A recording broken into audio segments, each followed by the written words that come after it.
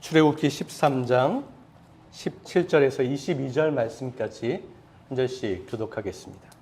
바로가 백성을 보낸 후에 블레셋 사람의 땅에 길은 가까울지라도 하나님이 그들을 그 길로 인도하지 아니하셨으니 이는 하나님이 말씀하시기를 이 백성이 전쟁을 하게 되면 마음을 돌이켜 애굽으로 돌아갈까 하셨습니다.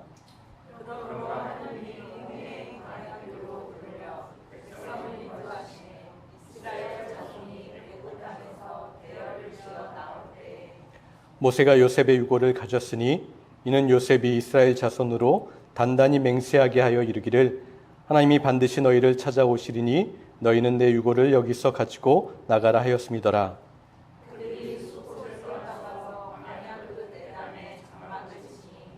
여호와께서 그들 앞에서 가시며 낮에는 구름 기둥으로 그들의 길을 인도하시고 밤에는 불 기둥을 그들에게 비추사 낮이나 밤이나 진행하게 하시니 낮에는 구름 기둥, 밤에는 불 기둥이 백성 앞에서 떠나지 아니하니라.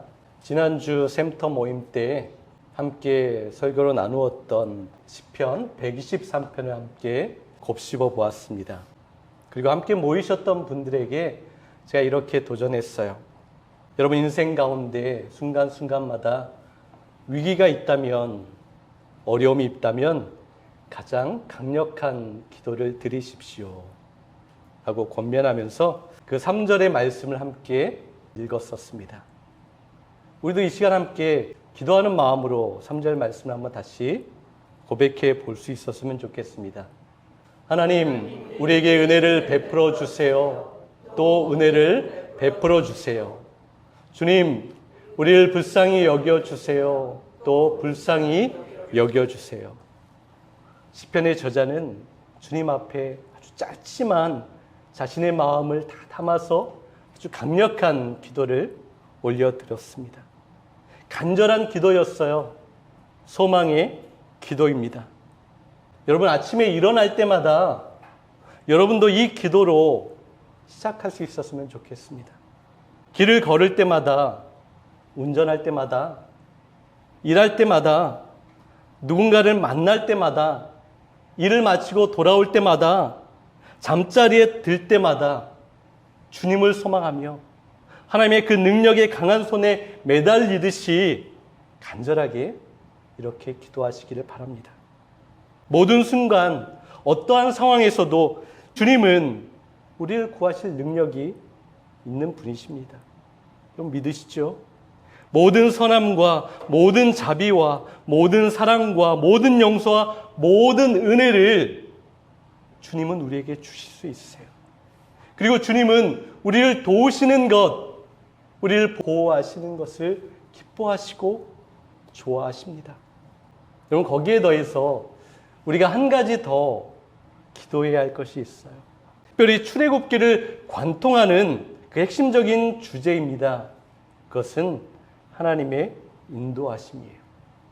하나님께서는 그 백성을 인도하시고 우리를 인도하시는 거예요. 그래서 우리는 호흡하듯이 그렇게 기도해야 합니다. 하나님, 우리를 인도해 주세요. 하나님, 나를 이끌어 주세요. 하나님, 나의 갈 길을 보여주세요. 그렇게 우리는 기도해야 합니다. 왜냐하면 하나님께서 우리를 인도해 주시지 않으면 우리는 아무것도 할 수 없습니다.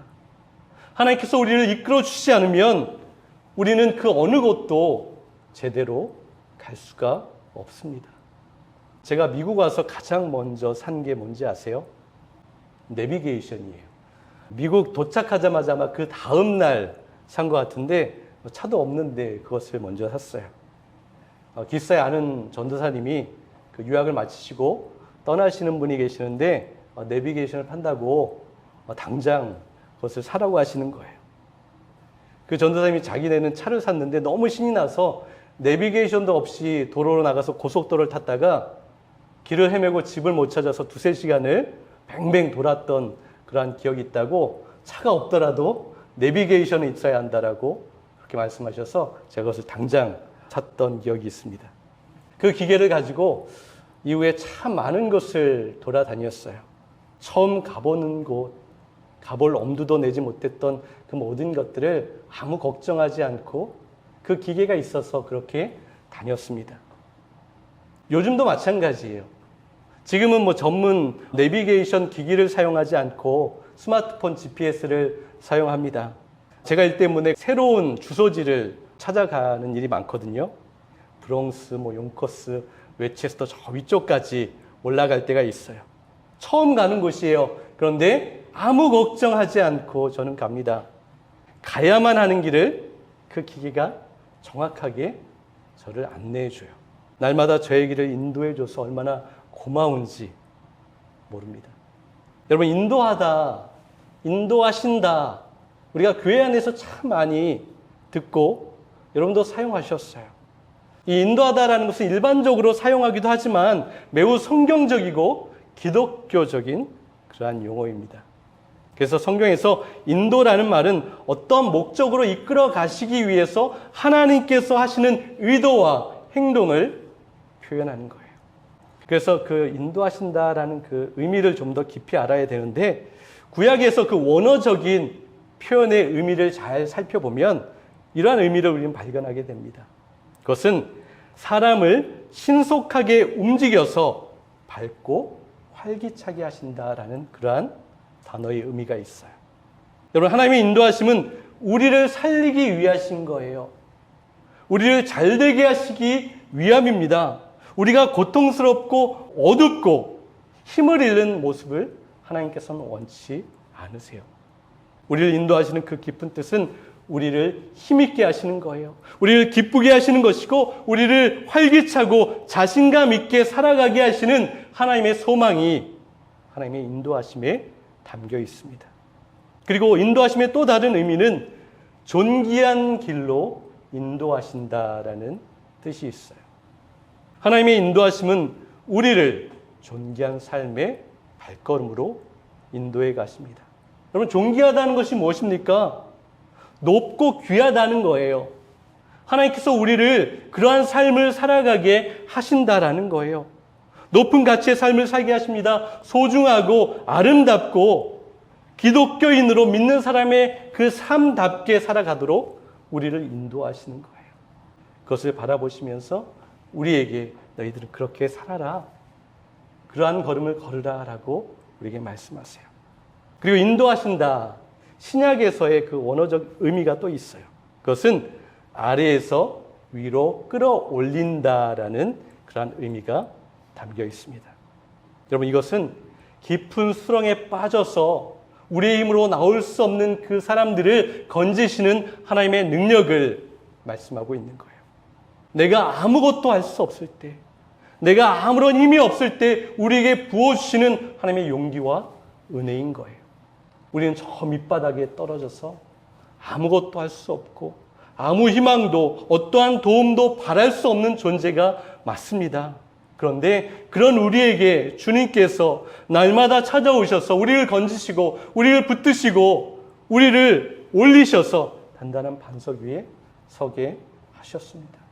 시편 40편 1절과 2절 말씀을 보세요. 내가 여호와를 기다리고 기다렸더니 귀를 기울이사 나의 부르짖음을 들으셨도다. 나를 기가 막힐 웅덩이와 수렁에서 끌어올리시고 내 발을 반석 위에 두사 내 걸음을 견고하게 하셨도다. 이렇게 하나님께서 우리를 인도하시는 거예요. 하박국 3장 19절을 보세요. 주 여호와는 나의 힘이시라. 나의 발을 사슴과 같게 하사 나를 나의 높은 곳으로 다니게 하시리로다. 여러분, 하나님의 인도하심이 우리 가운데 있다라는 것 얼마나 행복한 겁니까? 주님의 인도하심이 우리 인생의 모든 순간마다 부어진다라는 것 얼마나 복된 것인가요? 하나님께서는 성경 속에 나오는 이야기나 성경 인물들만 인도하시는 것이 아니에요. 지금 오늘 이 땅을 살아가는 저와 여러분을 하나님께서는 인도하십니다. 그래서 하나님은 살아계신 분이세요. 살아서 역사하시고 우리를 오늘도 이끌어 가시는 거예요. 높은 곳으로 올려주십니다.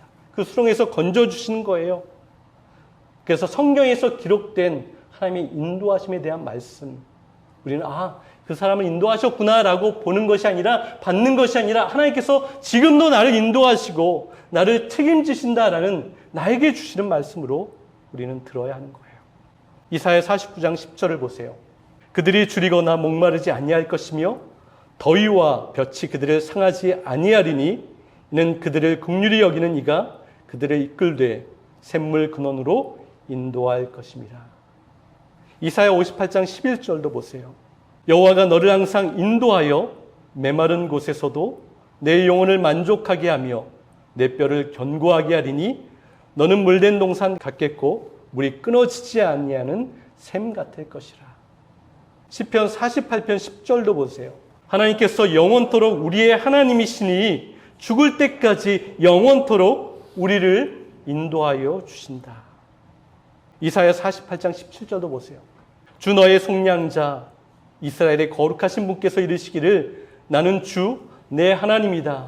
내게 유익하도록 너를 가르치며 내가 마땅히 걸어야 할 길로 너를 인도하는 하나님이다. 여러분, 하나님께서 우리를 이렇게 인도하신다라고 약속하셨어요. 한 번이 아니라 성경의 모든 약속들, 그 내용들, 그 메시지를 들어보면 하나님께서 우리를 그렇게 이끌어 가시는 거예요. 그렇다면 그렇게 인도하시는 하나님, 우리를 이끌어 가시는 주님께 우리도 응답해야 되잖아요.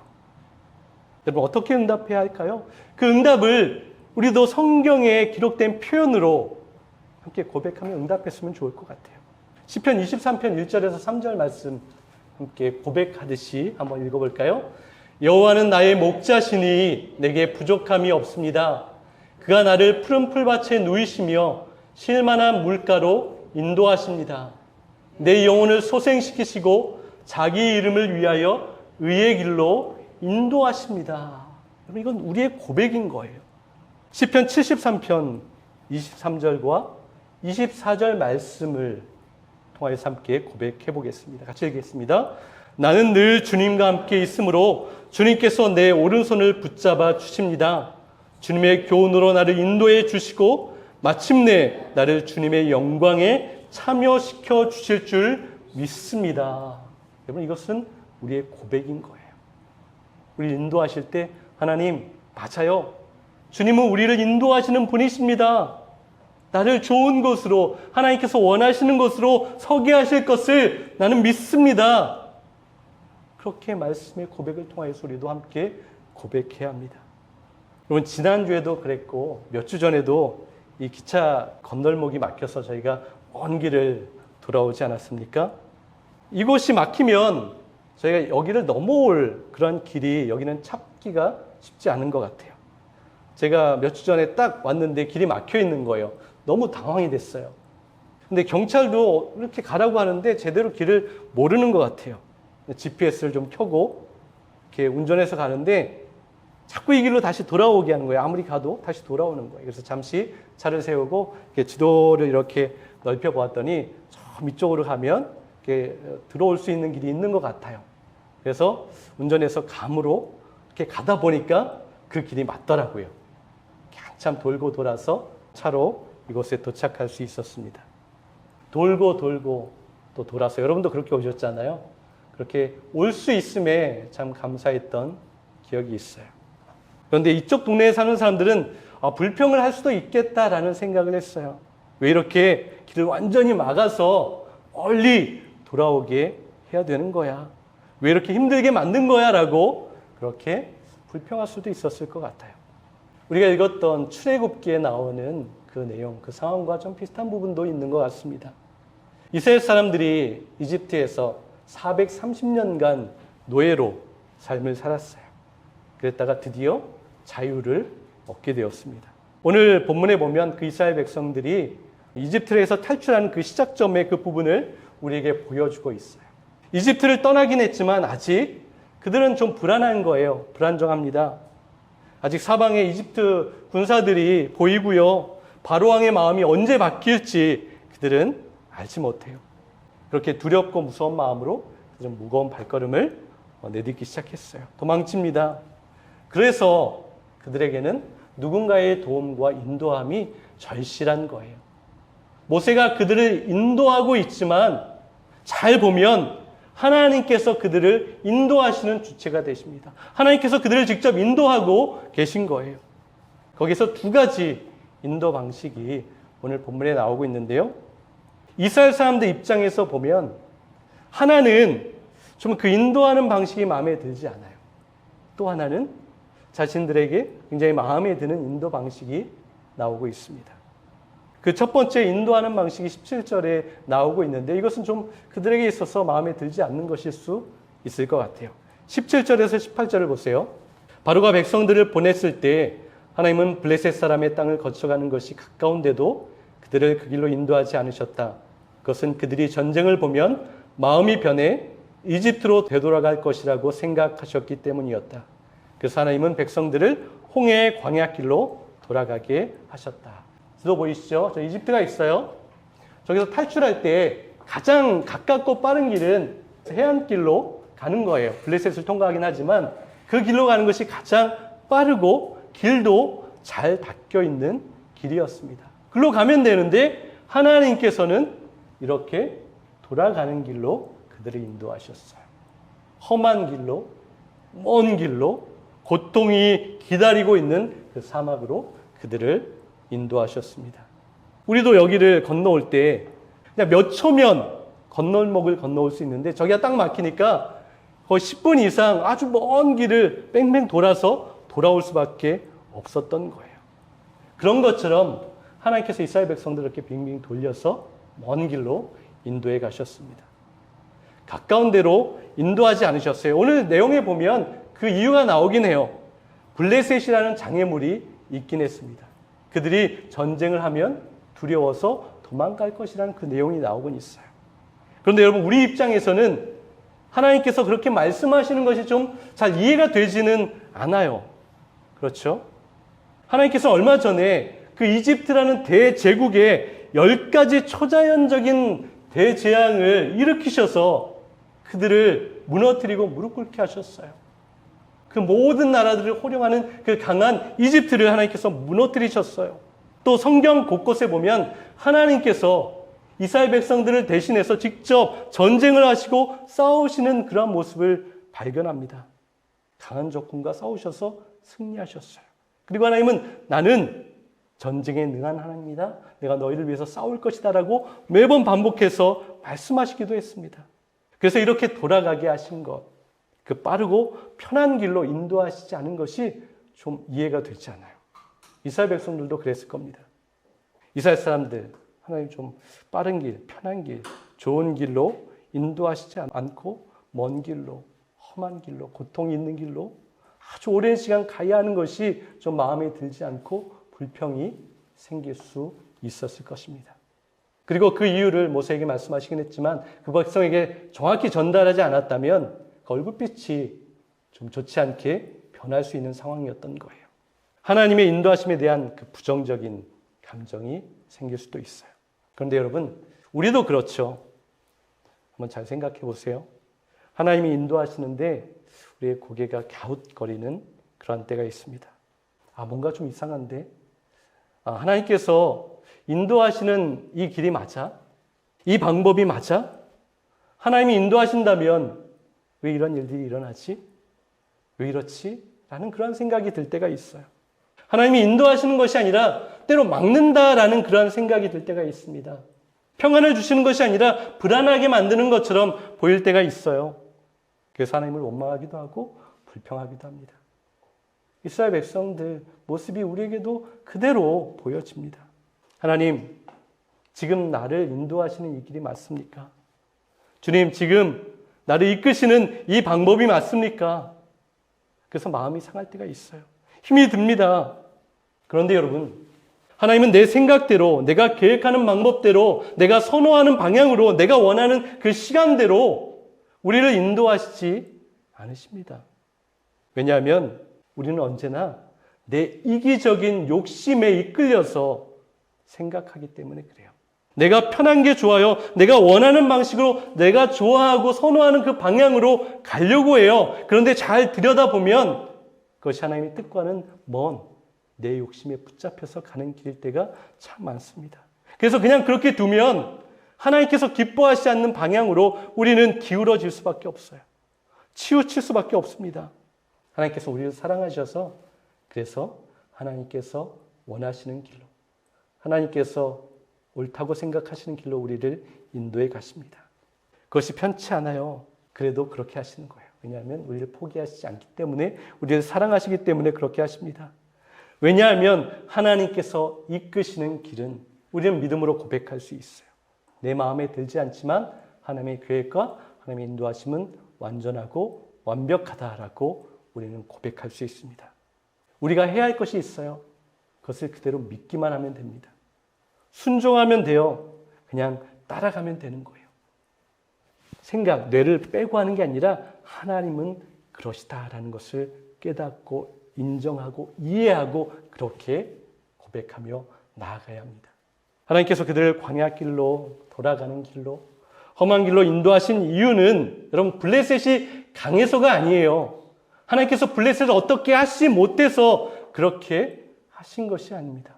하나님께서 그들을 그렇게 인도하신 진짜 이유가 있어요. 신명기 8장 2절에서 5절을 보십시오. 당신들이 광야를 지나온 40년 동안 주 당신들의 하나님이 당신들을 어떻게 인도하셨는지를 기억하십시오. 그렇게 오랫동안 당신들을 광야에 머물게 하신 것은 당신들을 단련시키고 시험하셔서 당신들이 하나님의 계명을 지키는지 안 지키는지 당신들의 마음속을 알아보려는 것이었습니다.